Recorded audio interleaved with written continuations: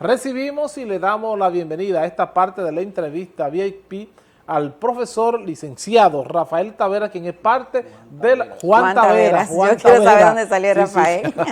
Tavera, tú sabes. Parte de la dirección ejecutiva del partido Fuerza del Pueblo, donde nosotros vamos a estar compartiendo lo que fue esa rendición de cuentas del presidente de la República en el día de ayer, Luis Abinader. Saludamos y le damos la bienvenida a nuestro amigo profesor Juan Tavera. Saludos, profesor. Sí, muy buenos días, Víctor. Buenos días, Juan. Por aquí Nelly. Usted ve que los nombres están intercambiados. Nelly. Sí, Nelly, y Víctor, nuestra gran amiga. Sí. Colega profesora de la UAS, aunque ya yo estoy un poco retirado, pero eso no se deja nunca, la docencia, sobre todo la docencia universitaria. Buenos días a todos los amigos televidentes. Hace días que no veníamos por aquí, Víctor, pero aquí estamos. Sí, un tiempecito, pero gracias a Dios estamos por aquí. Sí, bueno, fíjense una cosa, que en el discurso del presidente, que duró más de 2 horas, pues se dijeron muchas cosas. Nosotros pretendemos hablar de lo que dijo en resumen, porque yo sé que no tenemos mucho tiempo, de lo que dijo y de lo que no dijo el presidente. Antes de comenzar, profesor, a desglosar y a oír su opinión con respecto a lo que fue la rendición de cuentas del presidente Luis Abinader en el día de ayer, hay que resaltar que hemos visto cómo la prensa ha reseñado la opinión tanto de los dirigentes de la Fuerza del Pueblo como del PLD, o sea, los partidos en oposición, cómo han estado es que nadie mejor que la oposición para hacer un análisis. Exactamente, cuestionando lo que fue la intervención de la rendición de cuentas del presidente Luis Abinader en el día de ayer, y precisamente por eso quisimos invitar a Juan Tavera para que nos dé su opinión aquí en vivo en Contacto Diario sobre esta rendición de cuentas. Sí, fíjense que las opiniones con relación al discurso va a depender de quien lo diga, ¿verdad? Ciertamente, por ejemplo, hay empresarios ayer que estaban rebosantes, alegres, porque precisamente la bonanza anunciada por el presidente les beneficia.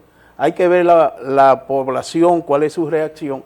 Inclusive, mientras estaba el discurso del presidente al lado, había un chat y ahí la mayoría de la población reaccionaba de manera negativa con relación a lo que era el discurso, aunque lógicamente hay personas, defensores del gobierno que dicen 4 años más. Que dicen 4 años más y que dicen que la cosa es como él dice el presidente. Pero miren lo siguiente, con relación a que él dice que ha mejorado.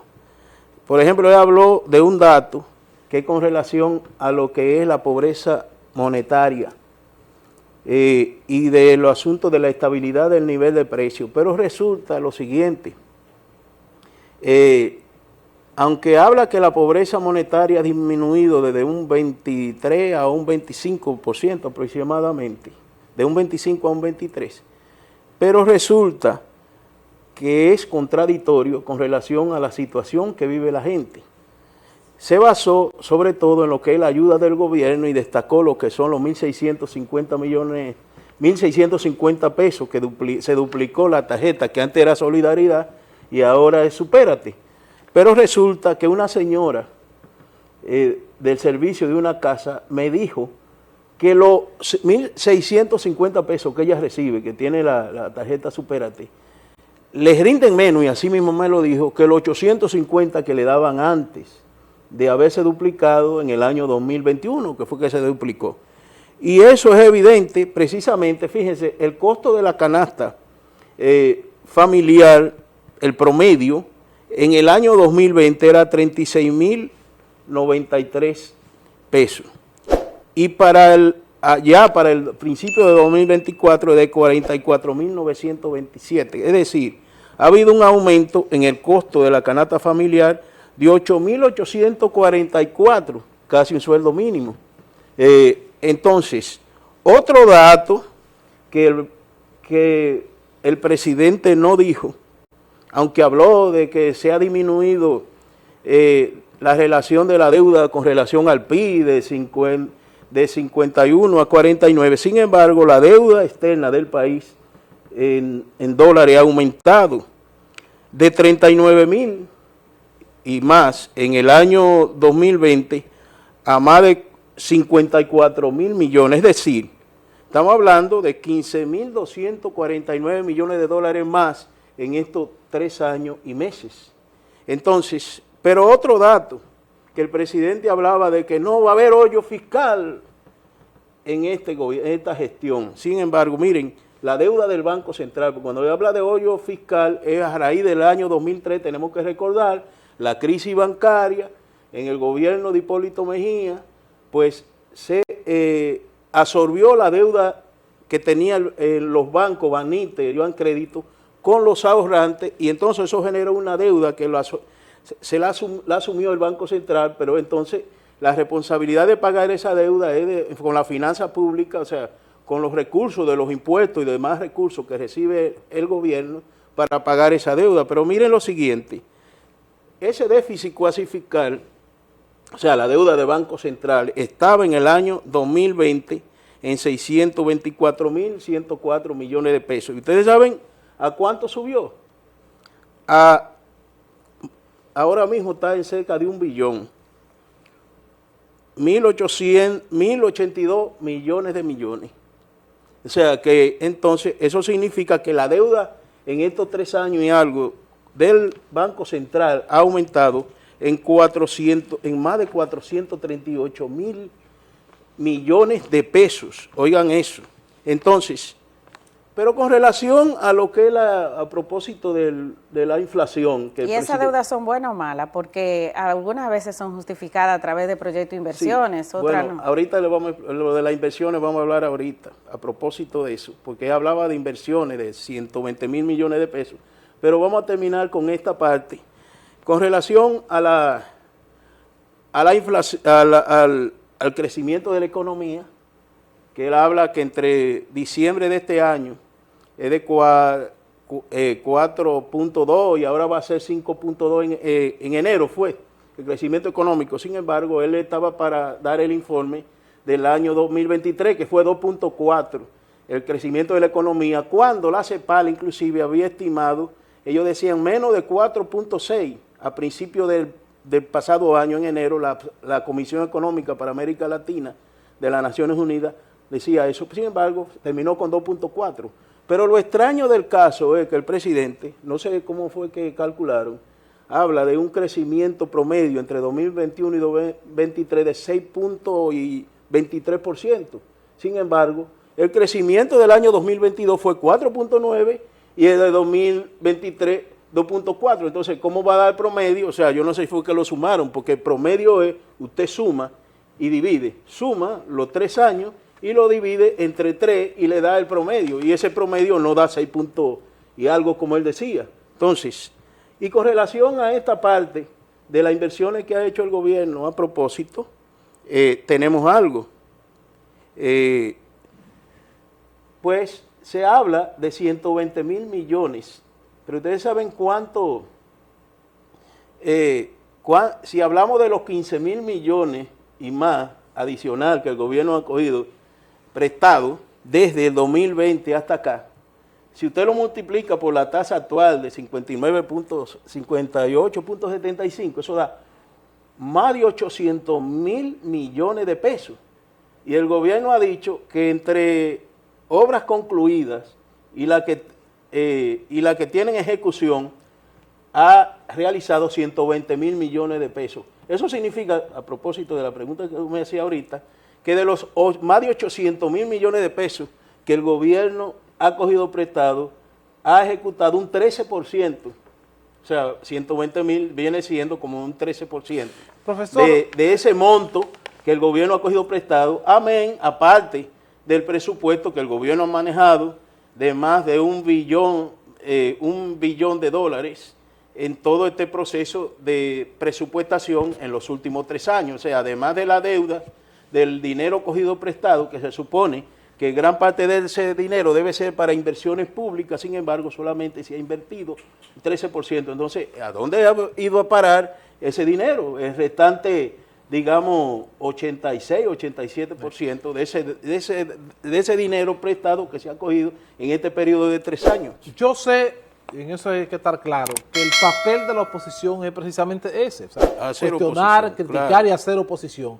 Pero entiende el profesor Juan Tavera que esa rendición de cuentas donde el presidente duró más de 2 horas, ¿verdad?, en su alocución, todo fue negativo, no hay nada positivo en todo eso, porque yo he visto, si usted abre los medios y pone a ojear y ve la opinión de la oposición, o sea, no hay nada positivo en esta gestión del presidente Luis Abinader. Bueno, no podemos decir que no hay nada positivo, porque entonces estaríamos cayendo en Es que extremos. no he visto, profesor, o sea, nada que, claro, el papel de la oposición es cuestionar y hacer oposición. Claro, Sí. pero también le estamos diciendo la parte, porque la o oposición, todo lo papeles, lo que dijo el presidente es mentira.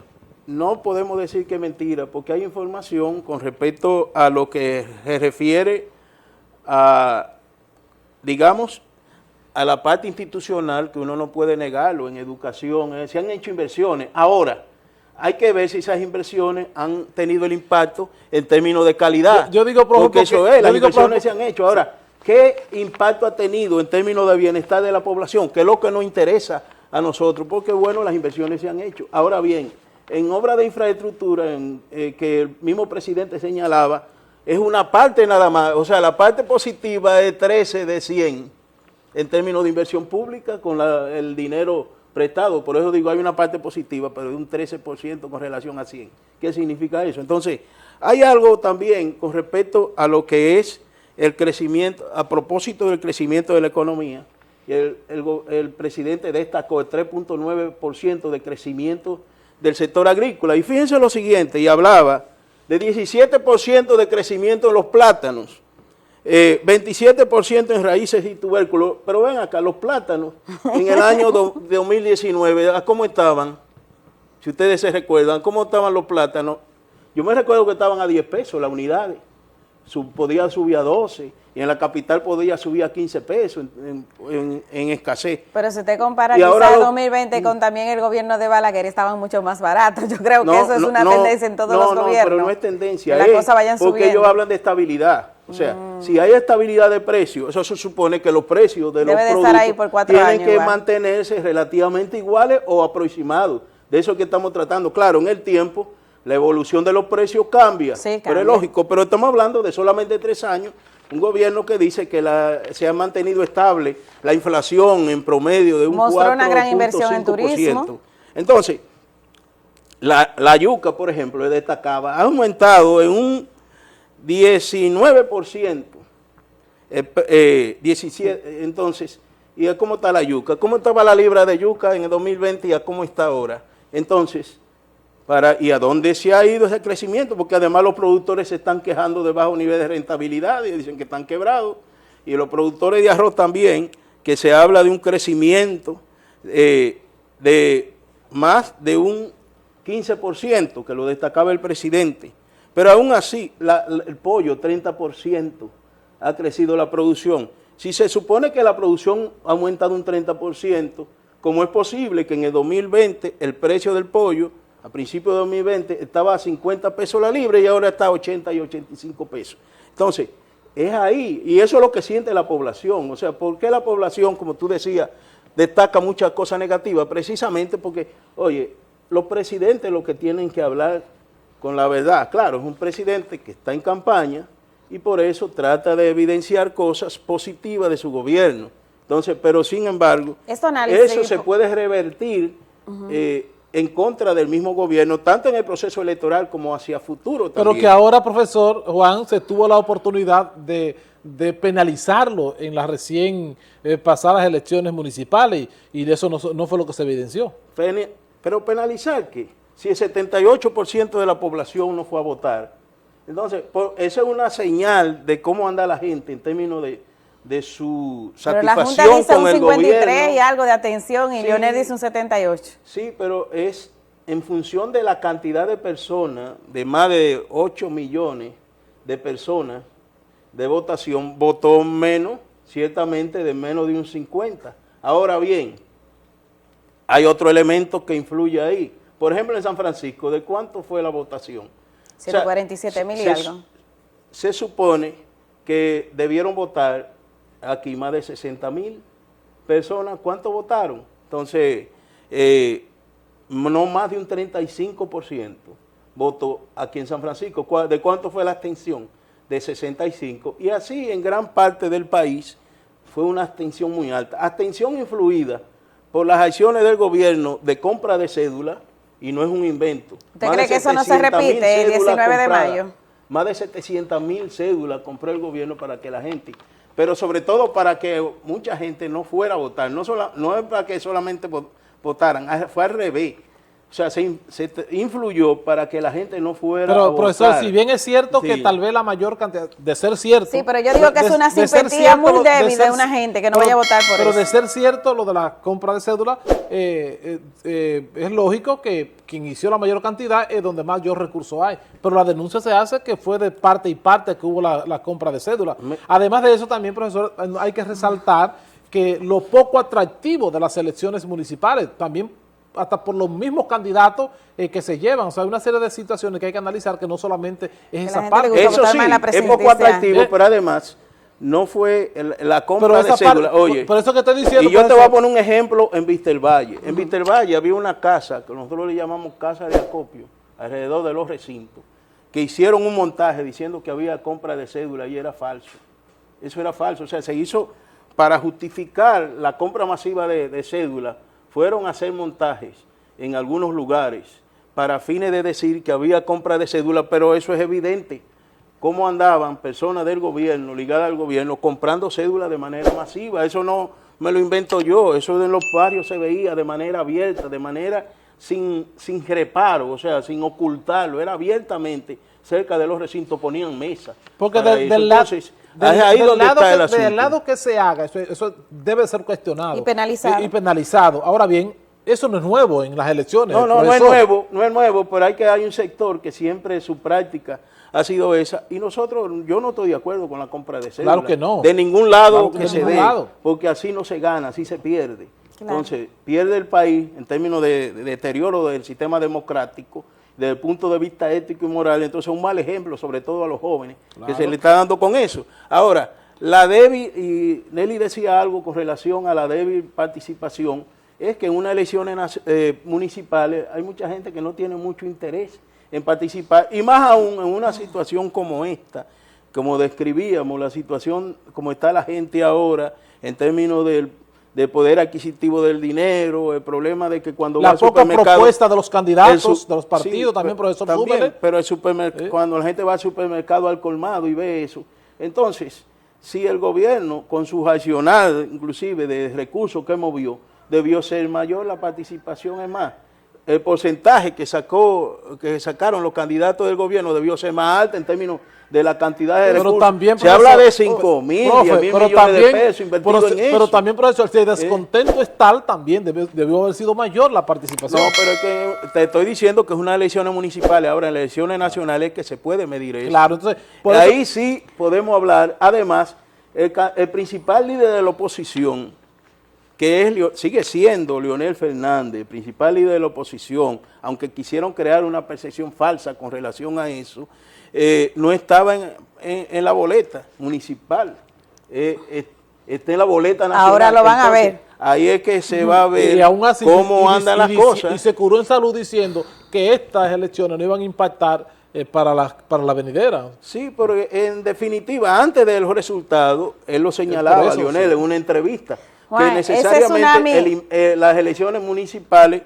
no necesariamente no iban a impactar en las elecciones nacionales, porque en las elecciones nacionales la gente tiene más interés, porque en las elecciones nacionales significa que van a elegir el presidente que tiene y el Congreso, que tiene que ver con lo que es la vida de la gente en términos económicos, social, cultural y en sentido general, o sea, le afecta su vida. Pero en unas elecciones municipales, ¿cuál es vaya a hacer sondeo y dígale a la gente qué espera de un alcalde? En conclusión, Juan, ese tsunami, para que ustedes vean que no tienen mucha expectativa de un alcalde y de regidores. Ese tsunami aunque son importantes para el poder local, nosotros valoramos, pero la gente valora más las elecciones nacionales para fines de ellos ir a votar, lo ven como una decisión importante, una parte importante de la población, digamos, un 70% de la población, que son los resultados anteriores, aunque en el 2020, producto de la pandemia, ese porcentaje bajó, pero anda por un 70% de las personas que votan en las elecciones nacionales, contrario ahora que es un 40, ¿cuánto fue que tú me dijiste? Un 47% que votó. Entonces, hay mucha diferencia en términos de la concurrencia de la gente a votar en esas elecciones, con relación de las elecciones municipales con relación a las elecciones nacionales. O sea, que el porcentaje viene siendo, entonces, si lo calculamos, es como un 24, un 25% más de concurrencia, de participación que en elecciones municipales. Bueno, en conclusión, podemos decir, de acuerdo a los señalamientos que ha hecho nuestro invitado en esta entrevista VIP, Juan Taveras, que ese tsunami verde de votos de la Fuerza del Pueblo que anunciaba previamente Leonel Fernández, ese diluvio y todo eso, se va a ver ahora reflejado en las elecciones de mayo, en el sentido de que esa percepción que crearon otras organizaciones se va a caer y la Fuerza del Pueblo entonces pasará a ser la segunda fuerza política del país. Indiscutiblemente, es la segunda fuerza política a partir del liderazgo que tiene el compañero Leonel Fernández, y las encuestas lo dicen. Las encuestas antes de las elecciones municipales y ahora las encuestas, ustedes verán cómo se van a reflejar también. Esperemos las encuestas, no las encuestas compradas, las encuestas que efectivamente se hacen sin control de las acciones del gobierno a través de sus recursos y a través de los medios que controla a nivel general. Bueno, profesor, pues nosotros agradecemos de verdad su participación en esta parte de la entrevista VIP, analizando lo que fue esa rendición de cuentas del presidente Luis Abinader en el día de ayer. Recuerde que este es un espacio que está abierto y usted es parte de esta familia de Contacto Diario. Un placer compartir con usted. Víctor Puntiel, junto a un equipo de experimentados profesionales, hacen de Contacto Diario la revista matinal más completa de la televisión regional. Entrevistas, análisis, comentarios, reportajes, deportes, farándula y todo el acontecer nacional e internacional. Estás en Contacto Diario de lunes a viernes de 8 a 9:30 de la mañana por el canal 8 de Telenor. Contacto Diario, la revista matinal más completa de la televisión regional.